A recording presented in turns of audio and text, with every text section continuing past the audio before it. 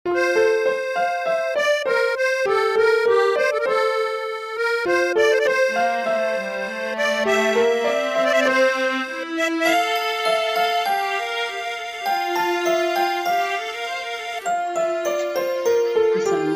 warahmatullahi wabarakatuh. Ketemu lagi anak-anak dengan biologi. Pada materi kita kali ini kita masih melanjutkan pada sistem ekskresi. Kalau kemarin Bu Neneng sudah menyampaikan tentang apa itu pengertian dari sistem ekskresi, di mana ekskresi itu dikatakan juga dengan sistem pengeluaran. Nah, di dalam sistem pengeluaran ada dua istilah, yaitu apa? Yaitu ada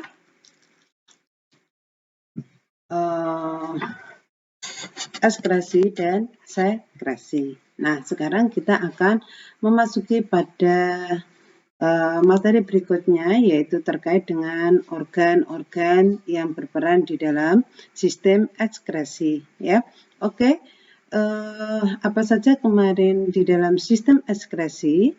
Sistem ekskresi itu kemarin organ-organnya adalah apa saja? Kemarin sudah Bu Neneng sampaikan ya. Apa itu organ-organnya? Yaitu ada pahaku gatal co. Nah, ya kan?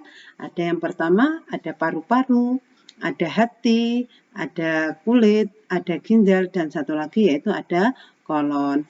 Memang pada umumnya anak-anak kolon itu tidak dimasukkan, tetapi karena kita melihat pengertian dari sistem pengeluaran, yaitu salah satunya mengeluarkan feses atau kotoran, maka di sini Bu Neneng menambahkan satu organ lagi yaitu kolon. Baik, di sini tujuan pembelajaran kita yaitu kalian nanti diharapkan mampu menganalisis hubungan antara struktur dan fungsi penyusun organ ekskresi pada manusia. Nah, kita akan memulai. Nah, ini anak-anak kemarin yang sudah Bu Neneng sampaikan. Jadi organnya itu ada, kalau kemarin organnya dalam sistem ekskresi, Bu Neneng sudah mengatakan ada pahaku gatal coy. Nah, ada paru-paru, kemudian ada hati, ini anak-anak, ada kulit, ini kulit, terus kemudian ada ginjal, ini, dan satu lagi ada kolon. Mana kolon? Ini dikatakan sebagai kolon. Sebentar, saya kasih warna yang berbeda biar kalian bisa memahami. Ini kolonnya. Nah, ini adalah kolonnya. Ini kolon. Nah, ini anak-anak yang dikatakan sebagai organ-organ di dalam sistem ekskresi. Baik, sekarang kita akan masuk pada organ yang pertama, yaitu kita akan membahas tentang kulit. Nah, kulit.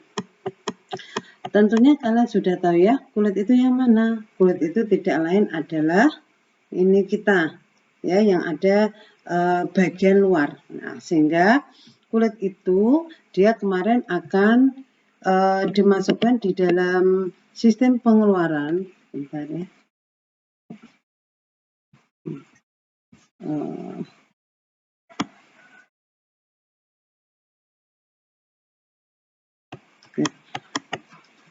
Kulit ini dimasukkan di dalam sistem pengeluaran.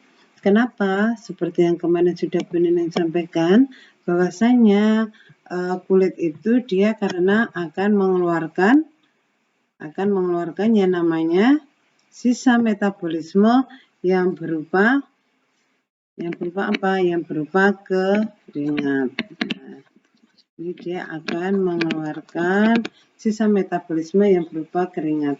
Keringat itu mengandung apa saja ini? Ada urea, ada garam, dan kelebihan air yang keluar melalui kelenjar keringat. Nah, ini kemarin kan Bu Neneng sudah menyinggung bahwasanya keringat itu kan salah satunya mengandung garam.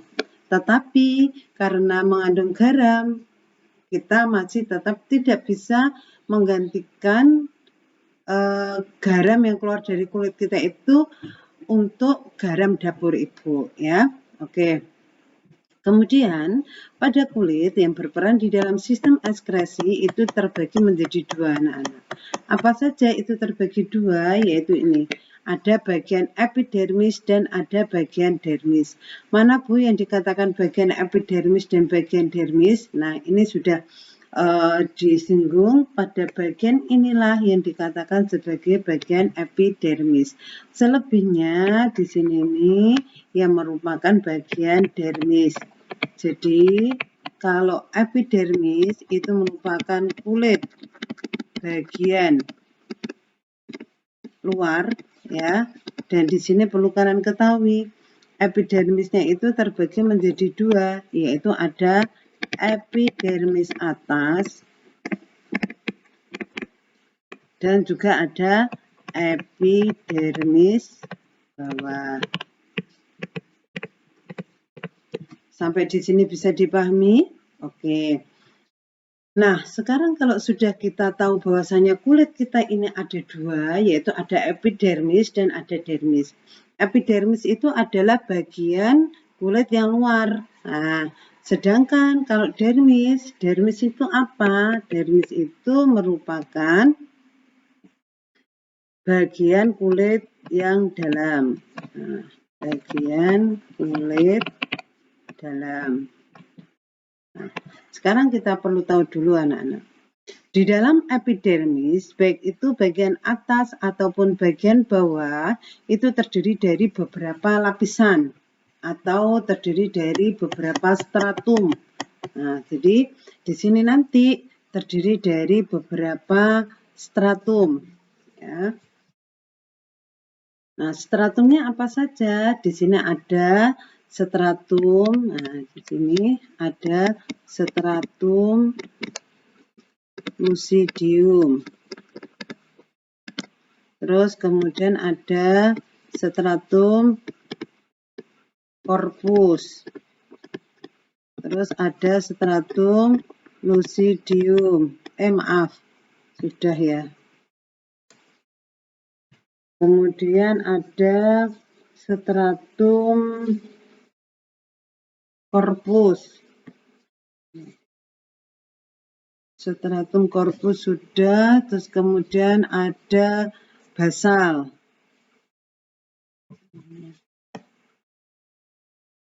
Ada stratum basal. Terus kemudian ada stratum, ada basal lucidium granulosum. Granulosum. Terus satu lagi ada lapisan germinativum. Germinativum. Bentar ya. Germinativum. Oke. Di sini, bentar ya, kita buka, Nenek bukakan lapisan kulit. Lapisan kulit itu terbagi menjadi dua, yaitu ada bagian epidermis. Dan satu lagi apa? Yaitu ada bagian dermis. Di dalam epidermis yang merupakan lapisan bagian luar, di sini ada dua, yaitu ada epidermis atas dan juga ada epidermis bawah. Nah, di dalam epidermis di sini nanti terbagi menjadi 5, yaitu ada apa saja? Ada stratum basal. Terus kemudian ada stratum lucidium. Terus kemudian ada setelah corpus, stratum corpus, kita lanjutkan. Masih ada di sini ada stratum basal. Terus selain itu masih ada satu lagi, yaitu stratum germinativum. Nah, ini anak-anak, jadi di sini ada 5 lapisan lagi. Nah, di sini untuk masing-masing lapisan itu dia memiliki fungsi-fungsi lagi. Apa fungsinya pada masing-masing lapisan atau stratum ini? Kita mulai dari yang pertama. Sebentar ya. Di sini basalnya kok ada 2? Ada basal, ada lucidium, ada corpus, ada germinativum. Satu lagi itu ada germinativum, corneum. Nah, oke. Ini saya hapus dulu. Nah, bunyi lagi. Ini Bu Nenek tambahkan, ini adalah ada corneum. Oke.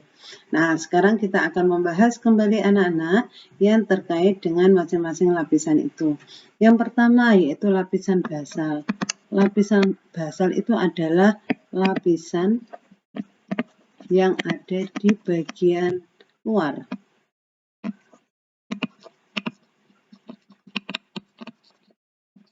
Basal itu berarti paling dasar ya, paling dasar pada kulit kita.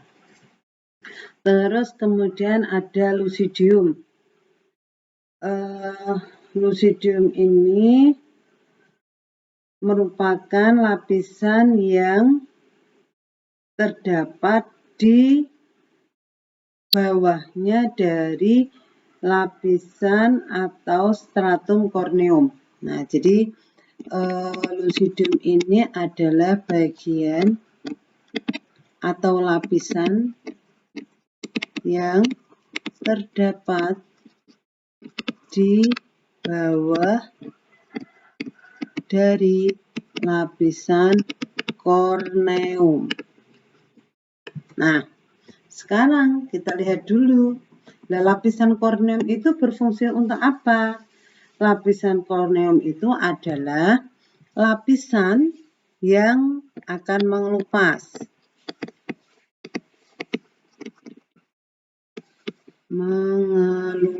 Pernah enggak kulit kalian mengelupas? Nah, biasanya kalau kalian habis nyuci biasanya telapak tangan kita ini biasanya kan sering mengelupas.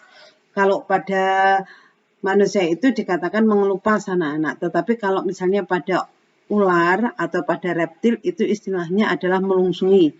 Jangan sampai kalian bilang, kulitku lo melungsungi. Kalau kulitnya ulo, kalau bedesi misalnya seperti itu ya, jangan sampai kebalik ya. Oke, kita lanjutkan selanjutnya.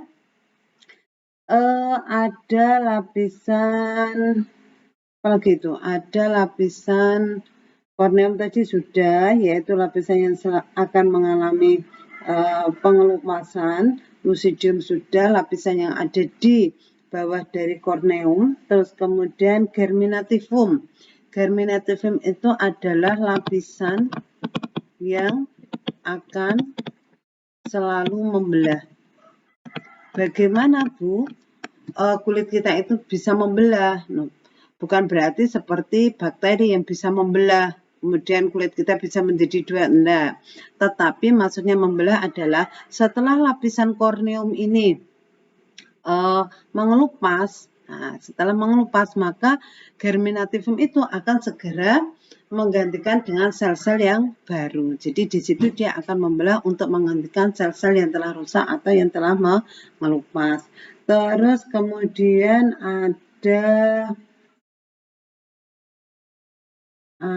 selanjutnya ada granulosum. Granulosum itu sama dengan lapisan yang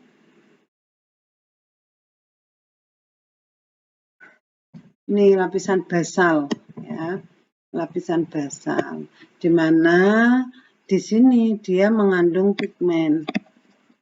mengandung pigmen. Pigmen itu apa? Pigmen itu zat warna pada kulit kita, ya, pigmen.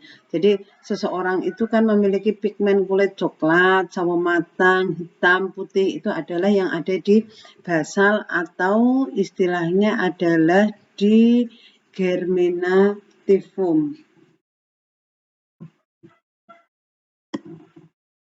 Di granulosum, maaf ya. Ini atau granulosum. Oke.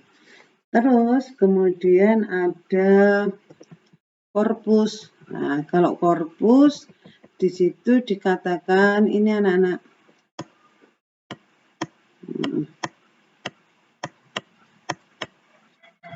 Ini kan ada basal, ada spinosum, granulosum, lucidium, dan corneum. Maaf anak-anak, ada kesalahan sedikit terkait dengan lapisan ini ya. Bahwasanya stratum korpus itu tidak ada ya anak-anak di sini ya. Tetapi yang betul itu mestinya begini. Ada korpus germinativum, korpus granulosum, korpus lucidium, korpus corneum. Jadi korpus itu strata dengan stratum. Jadi sekali lagi Bu Nining klarifikasi di sini bahwasanya stratum korpus tidak ada. Jadi epidermis yang terdapat pada kulit itu ada 4 lapisan, yaitu ada basal atau granulosum, terus kemudian ada lucidium, ada corneum, dan juga ada germinativum. Ya, sekali lagi Bu Nining mohon maaf, di sini ada kesalahan. Satu hal yang terdapat pada lapisan epidermis di kulit hanya ada 4, ada lucidium, ada basal atau granulosum, terus kemudian ada corneum, dan satu lagi terdapat yang namanya ini atau granulosum. Terus kemudian ada satu lagi yang belum tertulis di sini adalah lapisan apa di sini? Ditulis Bu Nining. Di sini ada stratum ada basal atau corneum. Ya, jadi ada lucidius. Ini adalah yang di bawah dari corneum. Corneum tadi adalah yang mengelupas. Basal atau granulosum itu yang mengandung pigmen, dan germinativum itu adalah yang membelah, sesuai dengan penjelasan Bu Nining yang di sini. Ya, ini. Jadi di sini ada 4, yaitu ada stratum basal atau granulosum, terus kemudian stratum lucidium, stratum corneum, dan satu lagi yaitu terdapat adanya stratum germinativum. Oke. Dan di sini perlu kalian tambahkan bahwasanya ada juga di situ dikatakan bahwasanya lapisan epidermis jika tidak memiliki stratum corneum, maka dikatakan sebagai lapisan Malpighi. Jadi pada bagian epidermis, bentar di sini, pada bagian epidermis kulit, jika tidak memiliki korpus atau stratum corneum, maka dikatakan sebagai apa? Stratum corneum, maka dikatakan sebagai lapisan Malpighi. Ini anak-anak, jadi dikatakan sebagai lapisan Malpighi. Ini yang perlu kalian catat ya. Oke, sekarang kita lanjutkan untuk yang berikutnya, yaitu terkait dengan bagian yang dermis. Ada siapa saja di bagian dermis itu? Kalau kalian lihat di sini sudah ada kelenjar rambut, ada folikel rambut, terus kemudian ada kelenjar lemak, ada kelenjar minyak, ya. Terus ada apa lagi ini? Nah, ini ada beberapa bagian. Jadi yang pasti di bagian dermis, ya. Nah, jadi di bagian dermis itu adalah bagian dalam ini anak-anak. Di bagian dermis itu terdapat beberapa hal yang terkait, yaitu terdapat pembuluh darah. Ya, terdapat pembuluh darah. Terus kemudian akar rambut, ujung saraf. Terus kemudian ada kelenjar keringat, ada kelenjar minyak, atau glandula sebaceae. Kalau keringat itu adalah glandula sudorifera. Terus kemudian dia terdapat beberapa fungsi yang terkait dengan bagian-bagian tersebut. Ada folikel-folikel rambut yang akan membantu di dalam menyaring kotoran-kotoran yang masuk di dalam kulit kita. Baik, sekarang kita lihat anak-anak. Di sini terdapat yang namanya folikel rambut. Nah, ini yang pertama anak-anak. Ini ada yang namanya folikel rambut. Folikel rambut ini adalah ujung dari bagian bulu-bulu kita yang nanti akan mengantarkan keringat itu keluar melalui pori-porinya. Ya, ini kan bulu rambut yang ada di tangan kita. Bulu rambut yang ada di tangan kita. Nah, di sini nanti melalui pori-porinya keringatnya akan keluar, ya. Terus kemudian di sini ada pembuluh darah. Ini ada pembuluh darah yang akan mengeluarkan atau menyampaikan nutrisi pada tubuh kita. Terus kemudian ada kelenjar keringat. Nah, ini merupakan kelenjar keringat anak-anak. Nah, ini kelenjar keringat.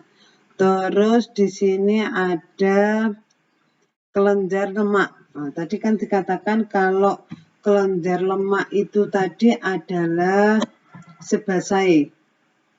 Ini kelenjar lemak tadi dikatakan juga dengan istilah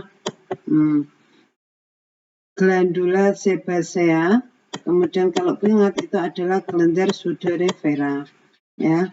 Jadi itu ada kelenjar, ini pembuluh darah, terus kemudian itu ada folikel rambut, terus kemudian ada, ini adalah saraf-saraf kita, ya, saraf-saraf kita. Terus kemudian di sini ini adalah kelenjar lemak kita. Kelenjar lemak kita ini, bagian-bagian ini adalah kelenjar-kelenjar lemak kita, ya. Terus kemudian ini ada saraf-saraf sensori, saraf-saraf sensori.